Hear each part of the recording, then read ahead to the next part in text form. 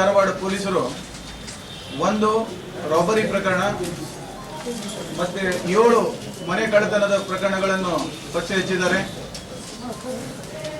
ಈ ರಾಬರಿ ಪ್ರಕರಣದಲ್ಲಿ ದಿನಾಂಕ 25/6/2017 ರಾತ್ರಿ ಸುಮಾರು 6:30 ಗಂಟೆಗೆ ರೈಲ್ವೆ ಸ್ಟೇಷನ್ ರೋಡ್ನಲ್ಲಿ ಉದಯ್ ರೇವಣ್ಕರ್ ಎಂಬುವರು ಹೋಗುತ್ತಿರುವಾಗ ಅಲ್ಲಿ ಆರೋಪಿತರಾದಂಥ ಗವಿಸಿದ್ದಪ್ಪ ಮತ್ತು ಮಂಜುನಾಥ್ ಇವರು ಇಬ್ಬರು ಭದ್ರಾಪುರ, ಇಂದಿರಾನಗರ, ನವಲಗುಂದ ತಾಲೂಕು ಇವರನ್ನು ಅಡ್ಡಗಟ್ಟಿ ಅವರನ್ನ ಕೈಯಿಂದ ಹೊಡೆದು ಅವನ ವಶದಲ್ಲಿದ್ದಂತಹ ಒಂದು ಬಂಗಾರದ ನೆಕ್ಲೆಸ್, ಉಂಗುರ, ಒಂದು ಬೋರ್ಮಾಳ ಗುಂಡುಗಳು, ಹೀಗೆ ಒಟ್ಟು 43 ಗ್ರಾಮ್ 200 ಮಿಲಿಗ್ರಾಮ್ ಇರುವಂಥ ಒಟ್ಟು ಪದಾರ್ಥಗಳನ್ನು ರಾಬರಿ ಮಾಡಿಕೊಂಡು ಹೋಗಿರ್ತಾರೆ.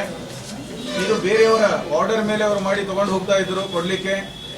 ಆವಾಗ ಇದನ್ನು ಅವರು ಫರಾರಿಯಾಗಿದ್ದು ಈ CCTV ಫುಟೇಜ್ ಆಧಾರದ ಮೇಲೆ ಈ ಆರೋಪಿಗಳನ್ನು ಪತ್ತೆ ಹಚ್ಚಿ ನಮ್ಮ ಟೌನ್ ಪೊಲೀಸ್ ಸ್ಟೇಷನ್ ಇನ್ಸ್ಪೆಕ್ಟರ್ ಆದಂಥ ಶಿವಾನಂದ್ ಚಲವಾದಿ ಮತ್ತು ಅವರ ಸಿಬ್ಬಂದಿಯವರು ಇವರನ್ನು ದಸ್ತಗಿರಿ ಮಾಡಿದ್ದಾರೆ. ಮತ್ತು ಎಲ್ಲ ಪದಾರ್ಥಗಳನ್ನು ಇಂಟ್ಯಾಕ್ಟ್ ಆಗಿ ಯಾವ ರೂಪದಲ್ಲಿ ಇದ್ದದ್ದು ಅದೇ ರೂಪದಲ್ಲಿ ಅದನ್ನು ವಶಪಡಿಸಿಕೊಂಡಿದ್ದಾರೆ. ಸೊ ಇದು ಒಂದು ಪ್ರಕರಣ.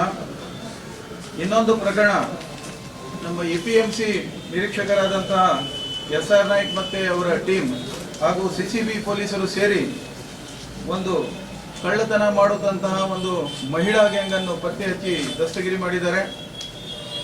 ಇದರಲ್ಲಿ ಒಟ್ಟು 7 ಪ್ರಕರಣಗಳಲ್ಲಿ ಇವರು ಭಾಗಿಯಾಗಿದ್ದಾರೆ.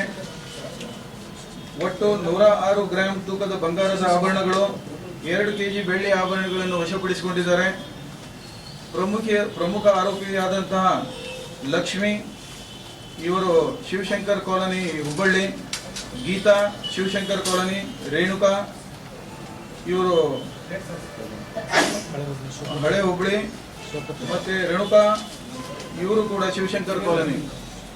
ಇನ್ನೂ 4 ಜನ ಸಿಕ್ಕಿರಲಿಲ್ಲ.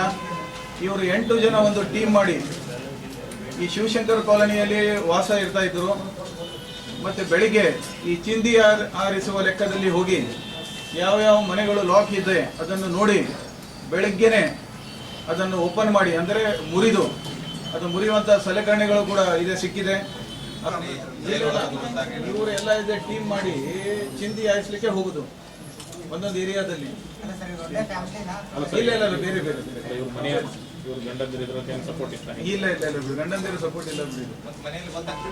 ಇಲ್ಲ ಬೆಳಿಗ್ಗೆ ಇವರು ಚಂದಿ ಆಯ್ತು ದಿನ ಹೋಗ್ತಾರೆ, ಹೋಗುವಾಗ ಇದು ಮಾಡಿಕೊಂಡು ಬರೋದು.